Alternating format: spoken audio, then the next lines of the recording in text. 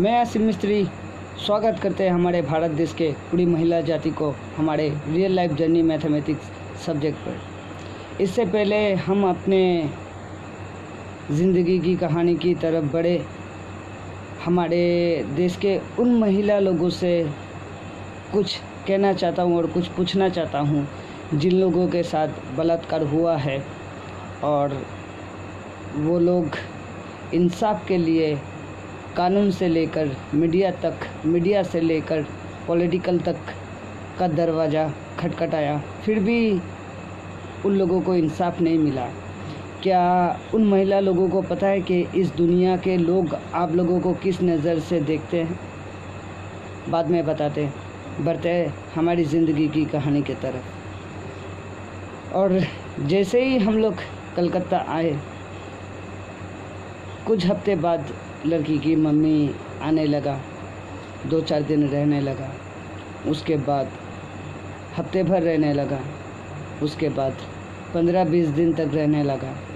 और मैं तो पैसे कमाने के चक्कर में पासपोर्ट ऑफिस के दरवाजे के सामने जाके खड़े हो जाते थे, कब कौन सा क्लाइंट आएगा पासपोर्ट बनाने के लिए, तो ही मेरी रोजी रोटी चलती है। ज़्यादा पढ़ा लिखा नहीं होने के बावजूद भी पढ़े लिखे एजेंट लोग जो पासपोर्ट के लिए कर देते हैं वो मैं भी कर देता हूँ। और लड़की की मम्मी लड़की से ये कहती है कि तू इसके साथ रहे तो सही है, तू मेरे संग काम पे चल। और जैसे ही मेरी बीवी मुझसे ये कहा तो मैंने कहा, क्यों, तुमको खाने में कोई तकलीफ़ है या फिर रहने के लिए कोई तकलीफ़ है या फिर तुमको पहनने के लिए कोई चीज़ नहीं है? ऐसी तो कोई बात नहीं है। अगर हम आपको बैठा के खिलाना चाहते हैं, हर महिला चाहती है कि उनका पति उनको बिठा के पूरी ज़िंदगी उसकी देखभाल करे, उसकी ज़िम्मेदारी ले। मैं वही चाहता हूँ, लेकिन आपकी मम्मी का जो सोच है वो मुझे कुछ सही नहीं लग रहा है। फिर लड़की ने लड़की के मम्मी को ये बात कहा तो लड़की के मम्मी लड़की के साथ झगड़ने लगा, लड़की को कोसने लगा। और फिर मेरे घर आते हैं और मुझसे ये कहती है कि ठीक है, तुम थोड़ा पैसा दो और यहाँ पे ज़मीन देखो, हम लोग भी पैसा देते हैं, मेरी बेटी के नाम पर और आपके नाम पे ज़मीन खरीदो और हम लोग भी रहेंगे बगल में, आप भी रहना। तो मैंने सोचा कि चलो ठीक है, लड़की की मम्मी अगर लड़की के पास रहती है तो मेरी बीवी को देखने के लिए एक गाइडेंस भी मिल जाएगा। तो इस हिसाब से जब मैंने ज़मीन देखे उस वक्त तो मेरे पास थोड़ा बहुत पैसा भी था, 40 ग्राम के आसपास सोना भी था और कुछ सेविंग्स भी था, जिसमें थोड़ा ज़्यादा तो नहीं, लाखों रुपया तो नहीं, लेकिन 1000 रुपया तो ज़रूर था। 50-60 हज़ार तक पैसा उस वक्त मेरे पास मौजूद था। जब ज़मीन देखे तो उनको भी लेके गए दिखाने के लिए। बाद में उसको ज़मीन अच्छा नहीं लगा। वो इसलिए नहीं लगा अच्छा क्योंकि उनका जो एक्स हस्बैंड था उन्होंने मंजूरी नहीं दिया। तो हमने सोचा कि ठीक है, आपको नहीं लेना है तो मत लीजिए, एक काम कीजिए, आप हम लोगों को थोड़ा बहुत पैसा उधार हिसाब से दीजिए, बाद में हम दे देंगे आपको।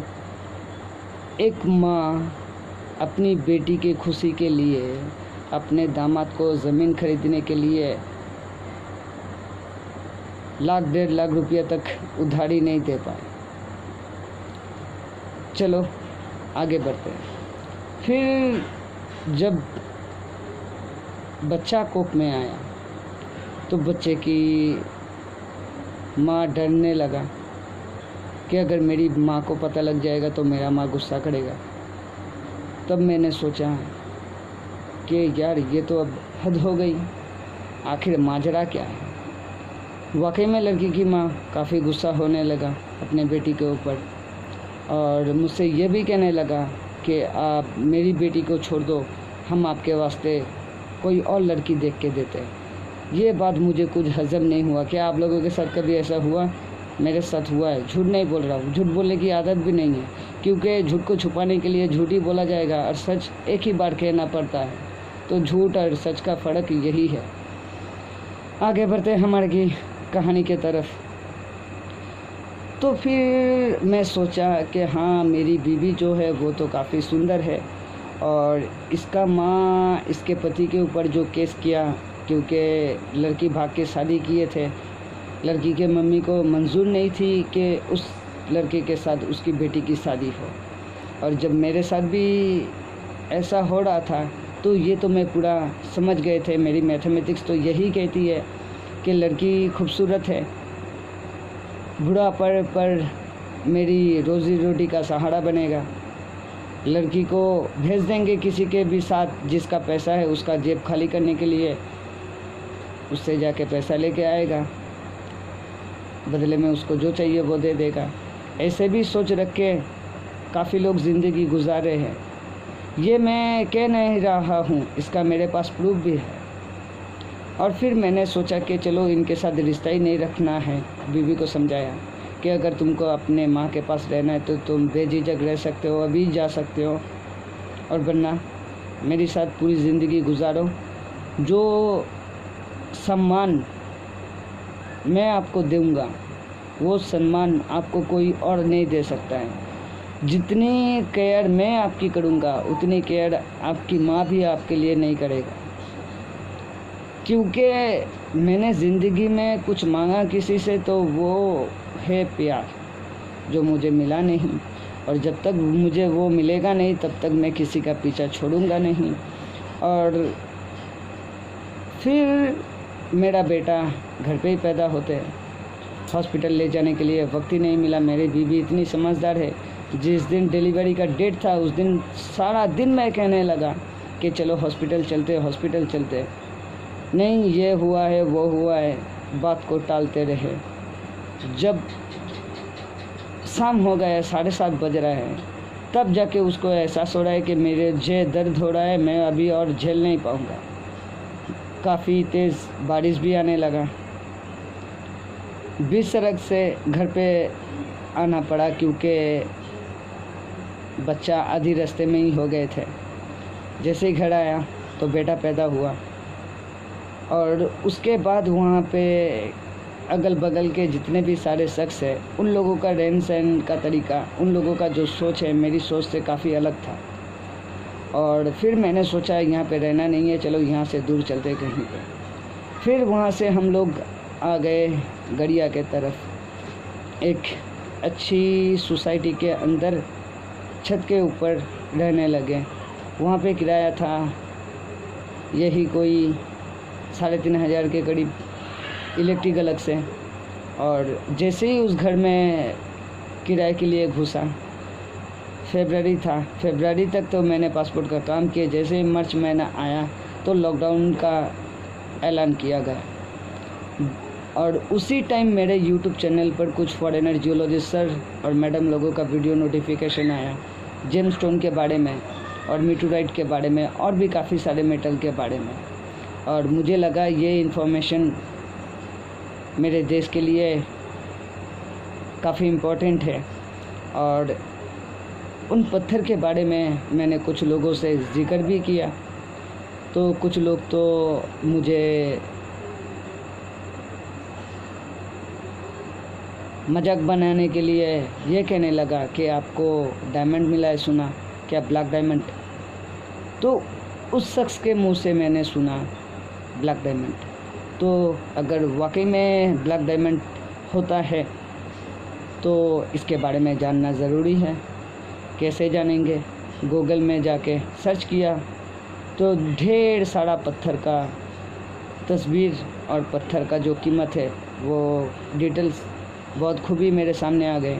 और मेरे पीछे जो सारा पत्थर का जो फ़ोटो लगा हुआ है, ये मेरे होमस्टोन एजुकेशन स्कूल का, जो मैंने फॉरेनर जियोलॉजिस्ट सर लोगों से नेचुरल जेमस्टोन की जो इंक्लूज़न होते हैं या फिर मेटल की जो पहचानने का या फिर उसको टेस्ट करने का जो तरीका है, वो मैंने फॉरेनर जियोलॉजिस्ट सर लोगों से ही मैंने सीखा और अपना होमस्टोन एजुकेशन स्कूल खोल डाला। और इस बीच काफ़ी हद तक मेरी सासू माँ हम लोगों से कांटेक्ट नहीं किए थे। और वहाँ पे फिर अपनी बेटी को फ़ोन करता है और पूछता है कि तुम्हारा वोटर कार्ड हुआ क्या, आधार कार्ड हुआ क्या। खुद उन्होंने जन्म दिया, ना तो बच्चे का बर्थ सर्टिफिकेट है, ना आधार कार्ड है, ना पैन कार्ड है, ना वोटर कार्ड है, पहचान ही नहीं है कोई। और वो ये चाहता है कि उनकी बेटी अपने पति को छोड़कर, अपने बच्चे को छोड़कर उनके पास आके, लोगों के पास काम करके माँ के पास रहे, खुद का भी पेट पाले और अपने माँ का भी पेट पाले। ऐसी सोच रखने वाली औरत माँ हो नहीं सकती मेरी नज़र में। जन्म तो कोई भी दे सकता है। ऐसे हमारे अगल बगल के लोग, या फिर मेरे साथ ही ऐसा हादसा हुआ था कि ये कहे थे काफ़ी लोग कि अगर तू जिससे शादी किया था, अगर उसके साथ तुझे प्यार नहीं था तो बच्चा कैसे पैदा हुआ। तो इस बात तो एकदम पूरा क्लियर है कि हमारे देश के पढ़े लिखे बुद्धिजीवी लोगों को ये लगता है कि किसी महिला के साथ किसी मर्द का रिश्ता होने से अगर बच्चा पैदा होता है तो ही उनके बीच प्यार मोहब्बत है। अगर उन लोगों के बीच कोई फिज़िकल रिलेशन नहीं है तो क्या उसके साथ प्यार नहीं है? क्या ये रिश्ते की अहमियत है आप लोगों की नज़र में? मेरी नज़र में ऐसी नहीं है। ना तो किसी की जिस्म मेरी बाप की जागीर है और ना ही मेरा स्वाभिमान किसी लड़की की बाप दादा की खरीदी हुई कोई खिलौना है। अगर एक लड़की खुद पैसा कमा के अपना पेट पाल सकता है तो उसको पति की क्या दरकार है। और आते हैं जैसे हम मिडिल क्लास फैमिली वाले 2-3 शादी करते, या फिर हमारे साथ कोई भी हादसा घटता है तो बाज़ार में उसको न्यूज़ मीडिया वाले तो टीवी में दिखाकर, एड कंपनी वाले टीवी न्यूज़ मीडिया चैनल को पैसा देती है। हर किसी की कहानी को लेके बिजनेस किए जा रहे हैं और हमारे देश के पूरी मानव जाति इस बात से बिल्कुल अनजान है। और फिर जब मैंने ये सोच लिया कि ये रेत का पत्थर को ले जाकर अगर किसी से मैं कहता हूँ कि ये डायमंड है तो हर कोई हंसेगा, यकीन नहीं करेगा, और जिन लोगों को पता है वो लोग इस मैटर को दबाने की कोशिश करेगा। इसलिए मैंने सबसे पहले तो एबीपी न्यूज़ मीडिया चैनल वाले के साथ फ़ोन पे कांटेक्ट किए तो वो लोग कहने लगा कि लैब टेस्ट करके रिपोर्ट लेके हमारे पास आइए, उसके बाद हम आपकी कोई मदद कर पाएंगे। आज मेरे पास है, जो मैंने नरेंद्रपुर पुलिस स्टेशन में जाके मेरी अपने हाथ से काटा हुआ नेचुरल मूनस्टोन का सर्टिफिकेट और वो पत्थर ले जाके उन लोगों को दिखाए थे।